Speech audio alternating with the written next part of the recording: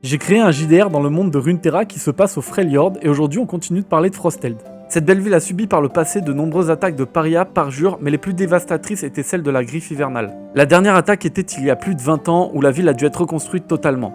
Ce jour-là, le chef de la Horde fut attaqué et tué par Arya, un chien loup des neiges d'un des soldats morts au combat. Depuis, elle est devenue le symbole de la ville et une tête de loup blanc fut rajoutée sur leur drapeau. Demacia apporte désormais son aide à Frosteld pour préserver leur intérêt marchand commun, mais également pour éviter à la griffe hivernale de s'y installer car ce serait pour elle un parfait point stratégique pour attaquer les régions proches. Pour y parvenir, la forge des frères Guldor n'y est pas pour rien. En effet, cette géante armurerie est également une caserne pour les soldats avarossans et démaciens. Ces deux forgerons s'occupent parfaitement de l'entretien des armes et armures et des entraînements au combat. Frosteld est encerclé d'un côté par la mer et de l'autre par une vague étendue d'herbes nommée les plaines dorées. Traverser les plaines dorées est nécessaire pour progresser en direction du nord. Elles sont très vastes, bordées de montagnes enneigées et on y trouve toutes sortes de créatures et personnages. Des yves bovines, des bestiaux à tête de hibou, des mouflons géants des montagnes, des bergers et autres paysans cultivateurs, des bandits et chasseurs en tout genre, et toutes sortes d'étrangetés sans compter sa faune et sa flore typiques du sud.